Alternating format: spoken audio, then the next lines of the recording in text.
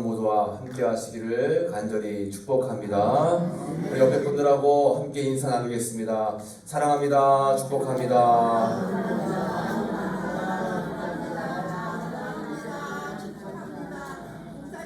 사랑합니다. 축복합니다. 오늘 신수성가의 은혜라는 제목으로 함께 말씀을 나눌 때에 여러분 모두에게 큰 은혜의 시간이 되시기를 간절히 축복합니다. 네, 화면을 1번으로 바꿔줘야 될 것 같아요. 네, 제가 광고 드린 것처럼 교회가 방송 시설도 새로 하고 또 지금 여러분 알고 계신 그 유튜브 화면 있잖아요. 유튜브 아세요? 저희 교회가 이제 실시간으로 방송이 오늘 시험 방송이 되고 있습니다. 그래서 이게 안정적으로 되면 여러분들이 광고하고 여러분들이 이제 이렇게 광고도 하시고 홍보도 하시면 좋을 것 같아요. 오늘은 신성가의 은혜라는 제목으로 함께 말씀을 나눌 텐데 1818 인생과 8848 인생이 있다고 합니다. 여러분 1818 인생과 8848 인생이 뭘까요? 이것은 전화번호입니다. 여러분 다 핸드폰 다 가지고 계시죠? 번호가 다 있으실 거예요. 번호를 정할 때는 어쩔 수 없이 번호를 정하는 경우도 있었지만 내가 정할 수 있으면 번호를 내가 직접 지정하는 경우도 있습니다. 그래서 병원 숫자들은 많은 경우 뒷번호가 같다라고 해요. 병원은 어떤 번호일까요? 뒷자리 4자리가 7575 이게 뭐예요? 7575 그러면 24센터는요? 2424 잘하시네요. 장례식장은 뭘까요? 맞아요. 4444입니다. 4444. 네, 장례식장 번호는 4444예요. 그런 거 하면 치과의 전화번호는 2875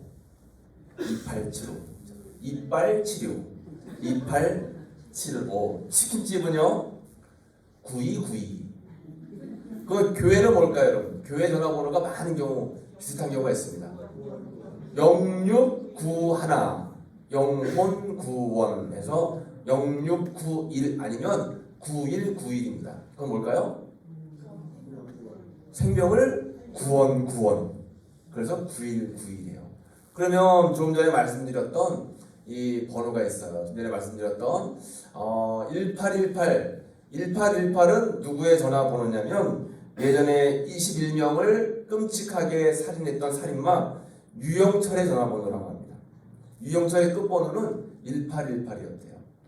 유영철은 생일이 4월 18일인데 본인이 생각하기엔 나는 태어나면서부터 저주받은 인생이다 라고 생각을 했답니다. 4월 18일생인데 4는 죽을 사자를 쓰고 뒤에 18은 이제 욕이라고 생각을 하는 거예요. 나는 태어나면서부터 저주받은 인생이다. 그래서 인생을 막 살아야 되겠다. 그의 나중에 조사를 해보니까 핸드폰 번호도 1818, 집 비밀번호도 1818, 통장 비밀번호도 1818. 인생이 다 그냥 저주받은 인생이라 생각하고 사는 거예요. 참 불행하고 안타까운 현실이죠. 반면에 8848 인생을 사는 사람이 있습니다. 혹시 8848이 뭔지 여러분 아십니까? 8848은 히말라야, 이 세상에서 가장 높은 산 히말라야의 높이라고 합니다. 그래서 이 8848의 번호를 쓰는 사람들은 누구냐면 어몽길, 박영석, 한완용 이렇게 히말라야 산을 정복한 우리나라의 새 산악인이 이 번호를 쓴다는 거예요. 나는 힘들고 어려운 산행을 하면서 결국 8848의 높이인 히말라야 산을 정복했다. 에베레스트 산을 정복했다라는 의미의 8848번을 쓴다라고 하는 것입니다. 그러니까 이렇게 1818의 인생을 살아가는 사람하고 8848의 인생을 살아가는 사람은 전혀 다른 세상을 살아가고 있는 것입니다. 여러분들은 어떻습니까? 여러분들의 삶은 나는 태어나면서부터 참 불행한 삶을 살 수밖에 없었고 또 지금 나는 불행해 라고 생각하실까요? 아니면 나는 하나님의 은혜로 늘 기쁘며 감사가 넘치는 삶이다 라고 생각하며 살아가고 계십니까? 여러분 우리의 삶은 억지로 되는 삶이 하나도 없습니다. 인생은 순리대로 살아가는 거예요. 사람이 억지로 하려고 하면 더 일이 안 되고 어렵고 힘든 경우가 많이 있어요. 그래서 하나님께서 이끄시는 대로 하나님께서 인도하시는 대로 살아가는 삶이 중요하다라고 하는 것입니다. 지난주에 말씀을 나누면서 저는 우생마사의 인생에 대해서 여러분들에게 말씀을 전했어요. 우생마사의 인생 기억나시죠? 그렇습니다, 여러분. 거친 물살 속에서 홍수가 나면 그 물살 속에서 소는 결국 흐름을 타고 살지만 말은 자기가 어떻게든 살아보려고 애를 쓰다가 죽는다라고 하는 것이 우생마사라고 했습니다. 우리가 이 거친 세상을 살아가는데 한치 앞을 내다볼 수 없는 세상을 살아가는데 내 뜻대로 내 마음대로 안 되는 삶을 살아가는 데 있어서 억지로 어떻게 한번 해보겠다라고 말과 같은 내 힘을 사용해서 발버둥을 치다 보면 지쳐가지고 힘들어서 무너지고 쓰러지는 경우가 많이 있어요. 우리의 인생은 하나님께서 이끄시는 대로, 하나님께서 우리를 인도하시는 대로 그저 주님의 흐름에 우리의 삶을 내어 맡기고 살아가다 보면 하나님께서 선한 길, 옳은 길, 의의 길로 인도하시는 줄로 믿습니다. 그래서 이러한 삶을 우리는 신수성가의 삶이다라고 그렇게 말씀을 드렸습니다. 신수성가의 삶은 자수성가의 삶하고 반대라고 했죠. 자수성가의 삶은 내 힘으로 내 뜻대로 어떻게든 해서 내가 일으켜 세워보겠다라고 하는 것이 자수성가의 삶이고, 신수성가의 삶은 하나님께서 나를 사랑하셔서 하나님께서 나를 이끄시는 대로 내 삶을 주님께 맡기고 살아가겠다라고 하는 것이 바로 신수성가의 삶인 것입니다. 우리 성경 말씀은 신수성가의 삶을 모아놓은 간증책이 바로 우리 성경의 말씀이에요. 우리가 새벽기도 시간에 요즘에 하나님의 은혜로 살아가는 사람들의 복에 대해서 창세기 말씀을 나누고 있는데, 창세기에도 보면 많은 사람들이, 많은 가문들이 신수성가의 복을 받은 것을 우리가 알 수가 있습니다. 아브라함은 그가 정처 없이 하나님의 말씀을 따라서 그 말씀대로 순종해서 길을 떠나 살았을 때 하나님은 믿음의 조상이 되는 축복을 주셨어요. 아브라함의 가문은 신수성가의 그러한 은혜의 복을 받게 되었습니다. 그런 마음에 이삭은 어떨까요? 이삭은 그가 어려움 속에 있을 때, 흉년을 맞이했을 때 그게 그의 100배의 이삭, 100배의 열매를 맺는 축복을 받게 되었습니다. 어려운 사람들, 어렵게 하는 사람들, 주변에서 이 이삭을 괴롭게 하는 사람들이 있었는데 그 사람들이 다 이 이삭을 인정했어요. 너는 여호와께 복을 받은 자니라 하면서 오히려 이 이삭을 괴롭혔던 사람들이 이삭을 인정하는 그러한 이야기를 하게 됩니다. 야곱은 어떻습니까, 여러분? 야곱은 그의 형 에서 때문에 그 목숨을 구하고자 외삼촌 라반의 집에 피해서 숨었죠. 그리고 그가 돌아오면서 분이엘의 새 아침을 맞는 은혜와 축복을 누리게 되었습니다. 이렇게 야곱도 신수성가의 은혜를 받는 귀한 가문이 되었습니다. 오늘 본문의 말씀에 나와 있는 요셉도 마찬가지입니다. 요셉도 참 모진 고난의 세월을 살았어요. 그럼에도 불구하고 하나님께서는 요셉과 함께 하셨습니다. 그래서 오늘 본문의 말씀에 보면 이러한 말씀이 기록되어 있습니다. 본문 2절과 3절 말씀에 보면 2절 말씀을 같이 한번 읽어볼까요?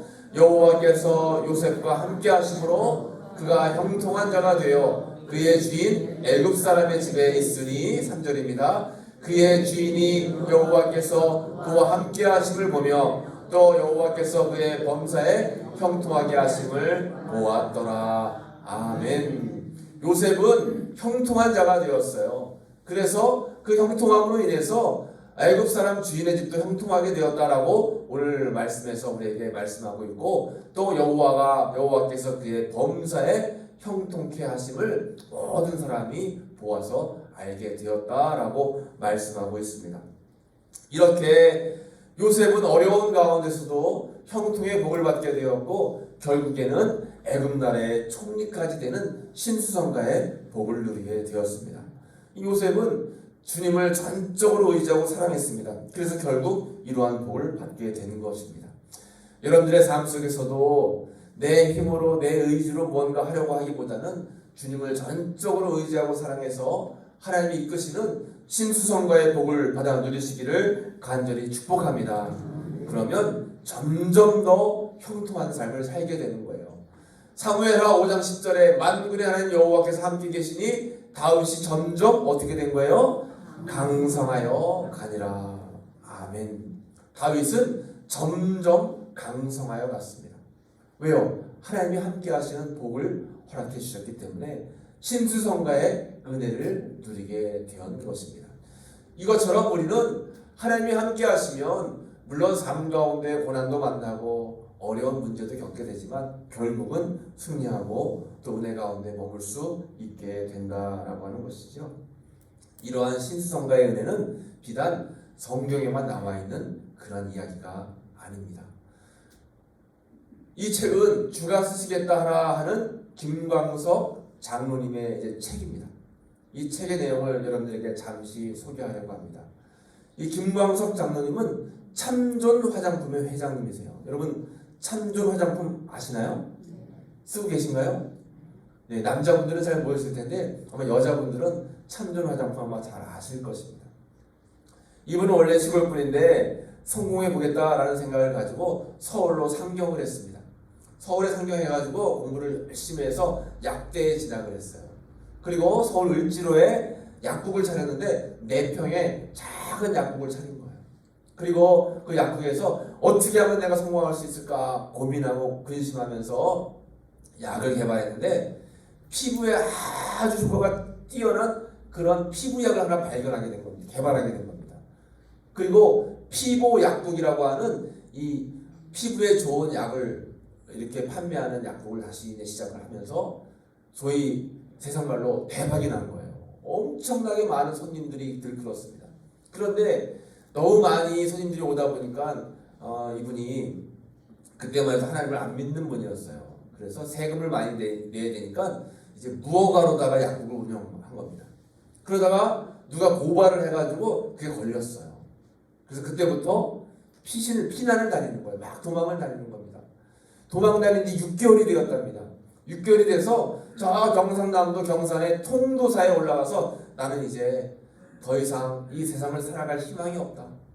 그리고 이 세상을 마감할 생각을 하면서 통도사에 가기로 결정을 한 거예요. 통도사에 올라가는 길에 신문을 팔아가지고 신문을 이렇게 봤더니 자기 얼굴 기사가 크게 났더래요. 이게 김광석 씨를 빨리 체포해야 된다. 와, 너무 괴로워가지고 너무 슬퍼가지고 그 절에서 자기도 모르게 옆에 있는 산에 가가지고 자기도 모르게 나는 이제 죽어야지 하는데 하나님 어떡합니까? 하면서 자기도 모르게 하나님의 이름을 불렀다는 거예요. 자기도 모르게 하나님의 이름을 불렀대요. 어떤 경우에는 그 승려들도 그냥 넘어질 때 아이고 주여 그런다는 거예요. 네. 그래서 하나님의 이름을 부르면서 내가 이렇게 주저앉을 수는 없다. 다시 한번 살아야 되겠다 하고 그 길로 통도사에서 내려와가지고 자수를 했답니다. 자수를 하고 3년 동안 이제 복역을 치른 후에 거기서 나오고 나서 이제 교회 다니기로 결정을 하고 교회에서 열심히 신앙생활하면서 내가 이제 최선을 다해서 하나님 앞에 영광 올려드리는 삶을 살아야 되겠다 하고 이제 결심을 하고 다시 한번 그가 그 피부에 좋은 약을 개발하고 그러다가 화장품을 개발하기로 해가지고 그가 이제 새로 만든 회사가 참존 회사예요. 그때부터 화장품이 불티나게 팔려나갔고 지금도 이분이 엄청나게 선한 일들, 좋은 일들을 굉장히 많이 하는 거예요. 이분이 좋아하는 말씀인데 그것이 바로 마태복음 21장 2절 말씀입니다. 누가 무슨 말을 하거든 주가 쓰시겠다 하라. 하나님 나는 주님께 쓰임받는 삶을 살고 싶습니다. 하나님 저를 사용해 주세요. 그래서 이 우리가 참존 화장품을 쓰면 그곳에 나오는 수익금 가운데 우리 장로님이 그 돈으로 선한 일들을 굉장히 많이 하고 1년에도 많은 부분에 그런 교회들을 건축하고 돕고 한다는 그런 말씀을 들었습니다. 여러분 우리는 이렇게 살면서 하나님의 손으로 일어설 수 있는 신수성가의 은혜가 필요한 줄로 믿습니다. 신수성가의 은혜만 있게 되면 우리는 어떤 어려움도 이겨낼 수 있다라고 하는 거죠. 그러면 신수성가한 사람들의 특징이 무엇일까를 우리가 알아봐야 되겠습니다. 신수성가의 은혜를 받은 사람들은 어떠한 삶을 살았길래 이러한 복을 누렸을까요? 먼저 첫 번째로는 하나님을 존중했습니다. 한번 따라해 볼까요? 하나님을 존중했습니다. 그렇습니다, 여러분. 신수성가의 복을 받기 위해서는 하나님을 존중하는 삶을 살아야 되는 줄로 믿습니다. 그래서 누구든지 다 하나님을 존중하는 삶을 살아야 되는데 모세는 젊은 나이에 그가 어떻게든 자기의 힘으로 자기의 동족들을 구원해 보겠다고 애굽 나라에서 애를 썼지만 결국에는 애굽 나라에서 쫓겨나게 되고 80세가 돼서야 그때서야 하나님께 쓰임 받았는데, 그동안 하나님께서 이 모세를 훈련했던 것은 뭐냐면 어떻게 하면 하나님을 존중하는 마음과 믿음을 갖게 할까. 그렇게 모세를 훈련하고 모세를 쓰셨다라고 하는 것이죠. 오늘 본문에 나와 있는 요셉도 마찬가지입니다. 요셉도 17살에 애굽의 종으로 팔려가서 그가 하나님을 존중하는 그러한 삶을 늘 살게 되고 하나님을 존중하는 믿음을 갖게 되니까 하나님께서 그를 크게 사용하셨다라고 하는 것입니다. 하나님을 존중한다라고 하는 것이 무엇일까요? 그것은 하나님을 의식하고 하나님을 의지하고 하나님을 늘 생각하며 살아가는 삶입니다. 여러분, 일주일간을 살아가면서 매 순간순간마다 또 한 주간 살아가면서 얼마나 많은 순간 하나님을 의지하고 기도하면서 삶을 살아가고 계신가요?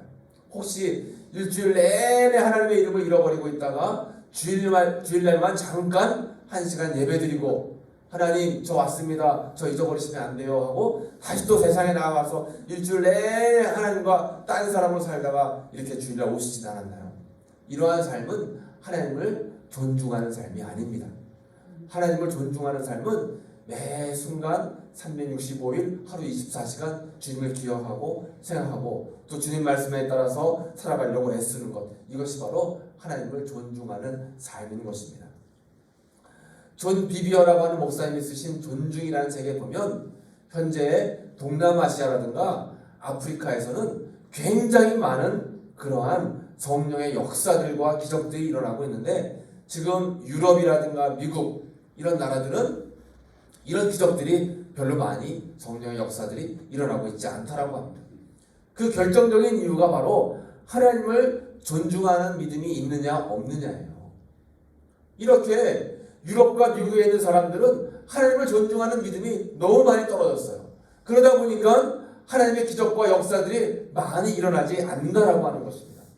반면에 동남아시아라든가 아프리카는 하나님을 존중하는 그러한 믿음이 아주 뛰어나요. 그러니까 성령의 역사들이 일어난다라고 하는 것이지요.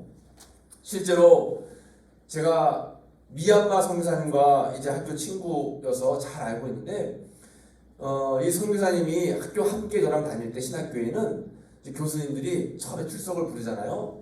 누구 아무개 하면 네, 누구 아무개 네, 이게 교수님들이 출석을 불러요. 그런데 다른 친구들은 다 이렇게 출석을 부르면 네 한 다음에 수업할 준비를 하는데, 이 친구는 이름을 부르면 네 부른 다음에 어떻게 할까요? 몰래 뒤로 꽁무니를 빼고 문 열고 바깥으로 나가버리는 거예요. 나중에 얘기 들어보면 어디 갔을까요? 당구장에 가 있어요. 당구장 가서 하루 종일 당구 치다가 밥 먹을 시간 되면 다시 학교 식당 와가지고 밥 먹고 오후 되면 다시 또 수업에 들어가서 네 부르고 뒤로 쏙 나가서 또 당구 치는 거예요. 그래서 제가 물어봤어요. 너는 신학대학 뭐라 왔냐 했더니 내가 오고 싶어서 왔겠냐. 우리 부모님이 내 허락도 받지 않고 서원 기도를 해가지고 내가 어쩔 수 없이 신학교에 왔다. 신학대학 안 오려고 했는데 아버지 어머니가 너무 실망이 커서 내가 부모님께 효도한다 생각해서 4년만 학교 다니고 그냥 신학대학 졸업하고 나면 그냥 끝내려고 어쩔 수 없이 신학대학 다니는 거야 이렇게 이야기하더라고요. 그래서 아 그렇구나, 신학대학 어쩔 수 없이 다니는구나 라고 생각을 했습니다. 그런데 4년 마치고 나니까 이제 또 부모님이 대학원 가기를 원하시는 거예요. 대학원 가기를 원하시니까 아이고 가기는 싫고 어떻게 할까 하다가 자꾸 국내에 있으면 부모님이 자꾸 이렇게 목사님 되라고 자꾸 괴롭히니까 어디로 가야 될까요? 외국으로 도망가려고 한 거예요. 그때만 해도 김포공항이었죠. 김포공항에 딱 가서 외국에 어디게 갈까 하고 쭉 보다 보니까 아 부모님이 나를 잘 못 찾는 나라로 가야 되겠다 해서 미얀마라고 하는 나라가 딱 눈에 보이더래요. 야 미얀마? 여기 가면 부모님이 나를 안 찾겠지? 하고 미얀마 땅으로 그냥 간 겁니다. 가니까 그때만 해도 뭐 한 25년 전이니까 가보니까 한국의 교민도 별로 없고 본인이 신학대학 졸업하고 간 첫 번째 사람이라는 거예요. 그래서 얼떨결에 1호 선교사가 됐대요. 본인이 신학대학 졸업하고 외국에 나가니까 이제 선교사의 이제 자격이 주어졌어요. 선교사의 자격이 주어져서 미얀마에 딱 갔는데 교민도 많지 않고 본인이 1호 선교사가 된 거예요. 근데 뭐 미얀마에 가니까 재미가 하나도 없어요. 당구장도 없고 같이 놀 친구들도 없고 영 재미가 없더래요. 그래서 야, 미얀마라는 나라가 어떤 나라인가 한번 구경이나 다녀보자 해서 가방 하나 메고서 미얀마 나라를 구경 다니는 거예요. 다니는데 너무 못 살아요. 못 살아서 어떻게 이렇게 못 살 수 있을까? 병원도 없죠, 학교도 없죠. 그리고 동네마다 아픈 사람들이 이렇게 많더래요. 근데 하루는 한 동네를 지나가는데 이제 복수에 배가 이렇게 쳐가지고 복수가 찬 그런 환자가 자기를 붙잡더니 대한민국에서 왔냐고. 대한민국은 교회도 많고 예수님 믿는 사람도 많은데 기도하면 병 낫는다는 이야기를 들었는데 나를 위해서 기도해달라고 부탁을 하더래요. 야, 이거 어떻게 해야 되나.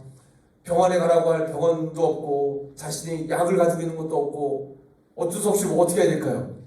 기도해야죠. 어쩔 수 없이 기도해야죠. 그래, 기도나 해주고 빨리 그냥 가야 되겠다 하고 이제 배에 손을 얹고 복수를 찬 배에 손을 얹고 기도하는 겁니다. 하나님 제가 얼떨결에 미얀마에 와서 이렇게 아픈 사람 배에 손을 얹고 기도하는데 하나님 살아계시면 역사하셔서 이 병이 다 치료될 수 있도록 인도에 주옵소서 기도하고 눈을 떴는데 깜짝 놀란 거예요.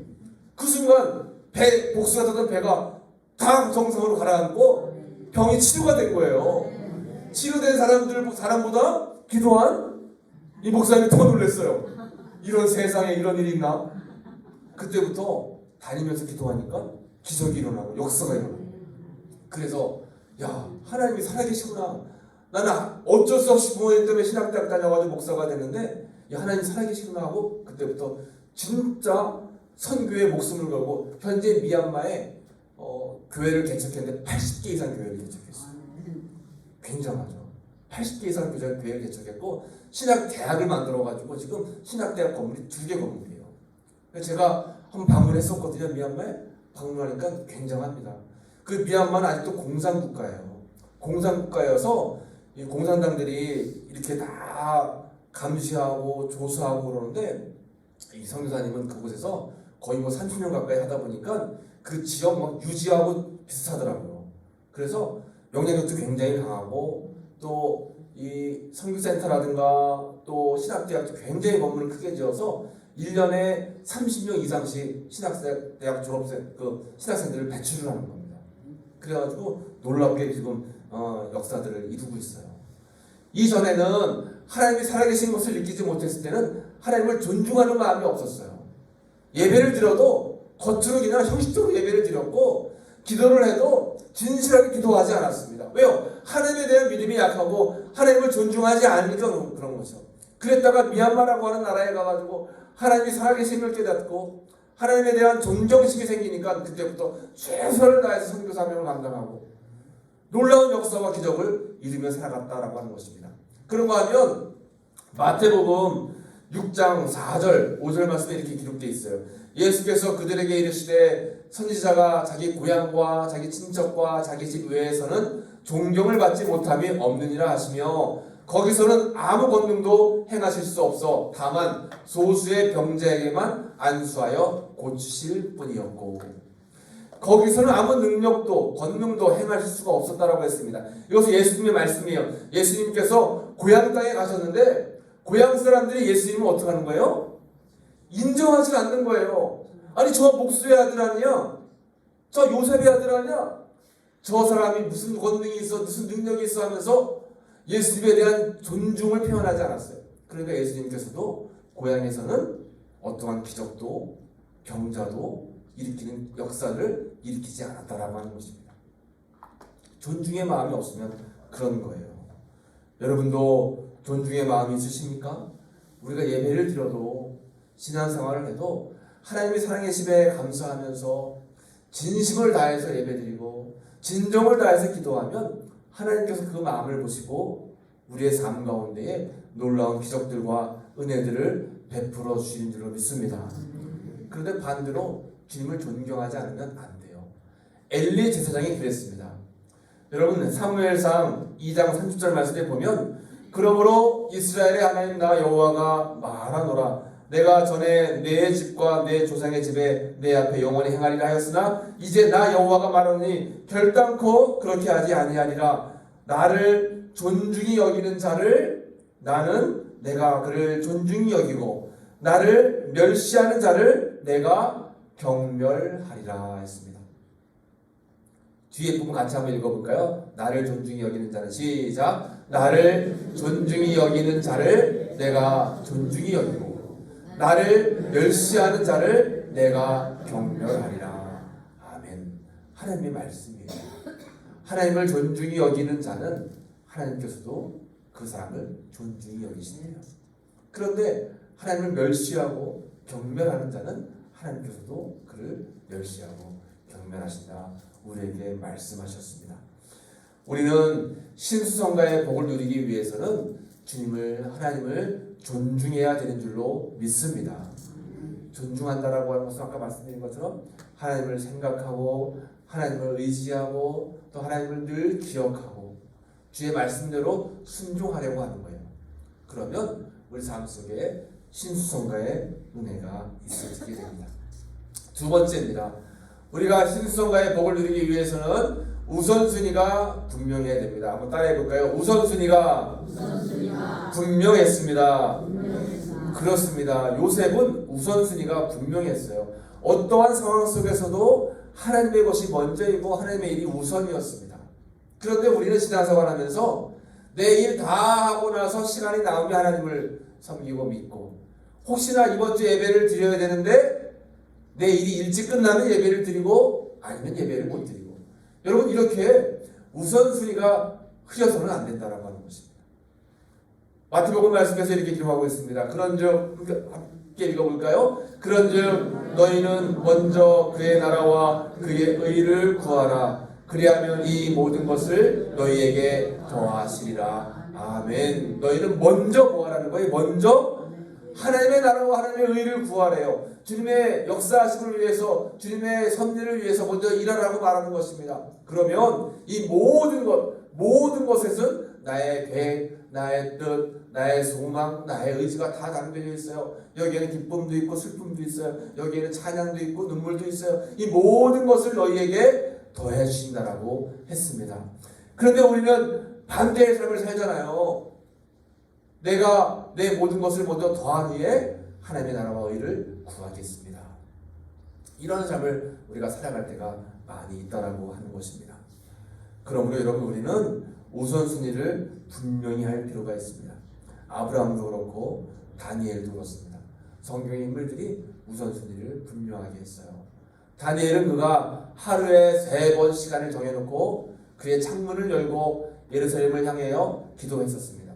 그런데 그만 이를 좋지 못하게 본 사람들이 다니엘을 해하려고 다니엘에게 어려운 문제를 주었죠. 그러나 목숨이 걸린 상황 속에서도 다니엘은 그가 기도하는 일을 쉬지 않았다라고 하는 것입니다. 하나님께 예배하고 또 하나님과 교제하는 일에 우선을 두시기를 축복합니다. 그러면 하나님께서 역사하시는 거예요. 때로는 억지로 우리가 십자가를 질 수도 있잖아요. 구레네 시몬에 대한 말씀을 우리는 잘 알고 있습니다. 구레네 시몬은 예수님의 십자가를 지려고 골고다에 간 것이 아니라 예수님의 십자가를 구경하려고 골고다에 갔어요. 그랬다가 우연히 십자가에 지신 예수님을 만나게 됐고 그 십자가를 지는 그런 경험을 하게 되었습니다. 억지로 십자가를 졌어요. 그럼에도 불구하고 구레네 시몬은 큰 복을 받게 되었습니다. 우리도 살다 보면 억지로 주의 일을 감당해야 될 때가 있어요. 그럴 때도 우리는 그럼에도 불구하고 주의 일을 잘 감당하게 되면 하나님께서 주시는 놀라운 은혜와 복을 누리게 된다라고 하는 것입니다. 이렇게 신수성가한 사람들의 특징은 먼저 하나님을 존중하는 것입니다. 하나님을 의지하고 바라보는 것이에요. 그리고 우선순위를 분명하게 하는 것입니다. 우선순위를 분명하게 하다 보면 반드시 하나님께서 우리의 삶을 이끄시고 인도하신다라는 것입니다. 우리 이제 함께 찬양을 한 곡 부르고 기도하려고 합니다. 은혜 찬양을 함께 부르겠습니다. 여러분 살다 보면 힘들고 어렵고 괴로운 일들을 많이 만날 때가 있습니다. 그런데 중요한 것은 아무리 상황이 힘들고 어렵다 할지라도 하나님을 향한 존중과 또 하나님을 향한 존경의 마음, 주님을 의지하려고 하는 그 마음을 잃어버리지 않으면 하나님께서는 결국 여러분들에게 복의 복을 더하실 줄 믿습니다. 또한 우선순위를 반드시 해야 됩니다. 하나님을 사랑하고 하나님을 의지하는 그런 믿음을 변함없이 우리가 간직하고 있으면 반드시 주님께서 우리에게 선한 은총을 베풀어 주시게 될 것입니다. 오늘 말씀을 기억하면서 하나님 우리에게 신성과 또 우리 가정에 우리 자녀들에게 신성과의 복을 허락해 주옵소서. 오늘 말씀을 기억하면서 함께 찬양하도록 하겠습니다. 은혜의 찬양입니다.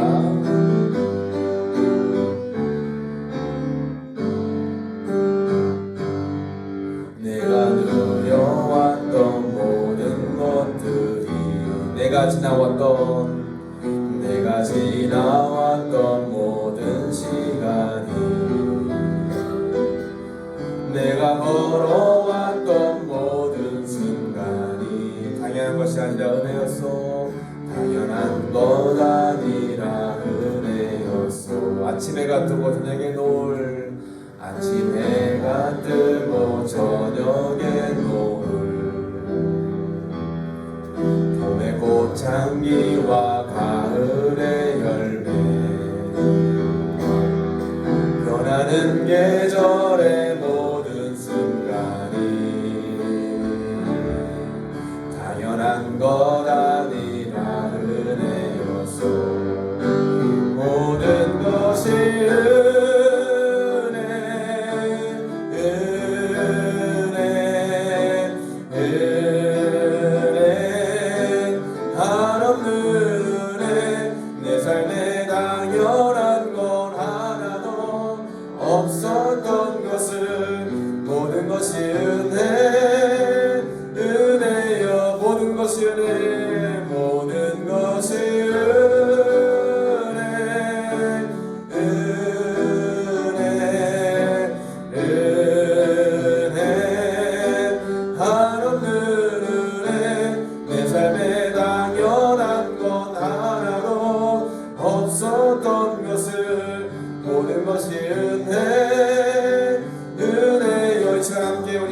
잠시 기도하기 원합니다. 살면서 힘들고 어려울 때가 많이 있습니다. 그러나 주님께서 인도하시고 주님께서 우리를 붙잡아 주시면 그 문제가 안 될 수가 있습니다. 이러기 위해서는 우리 신성과의 복이 필요합니다. 하나님을 전적으로 존중하며 또 우선순위를 제일 먼저 하나님 것에 두면 하나님께서 우리에게 신성과의 복을 주시는 줄을 믿습니다. 오늘 말씀을 기억하면서 잠시 합심으로 기도합니다. 아버지 하나님 감사합니다. 오늘 우리가 귀한 주일을 맞이해서 주의 말씀을 나누었습니다. 아버지 우리의 삶 속에 힘들고 어려울 때마다 더 주님을 의지하고 바라볼 수 있도록 은혜를 베풀어 주시기를 간절히 바라봅니다. 하나님 우리의 삶에 신성과의 복이 필요합니다. 우리의 삶 속에 하나님의 역사하심과 인도하심이 필요하오니 이 시간 오성교회 모든 예배자들에게 은총을 더해주시고 하나님의 선미와 은총이 임할 수 있도록 주여 도와주시옵소서. 우리의 삶을 온전히 주님께 의리하고 맡기며 나아갈 때 함께 하시는 복이 임할 수 있도록 주여 도와주옵소서. 주님 인도하여 주옵소서. 우리가 늘 항상 하나님을 바라보고 나아가고 믿고 살아가는 믿음의 삶이 될 수 있도록 주님 붙잡으시고 인도해 주시옵소서.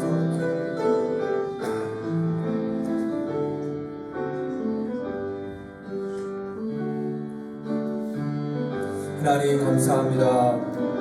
우리의 삶 속에 늘 항상 신성과의 은혜의 복이 임할 수 있도록 역사하시고 인도해 주옵소서.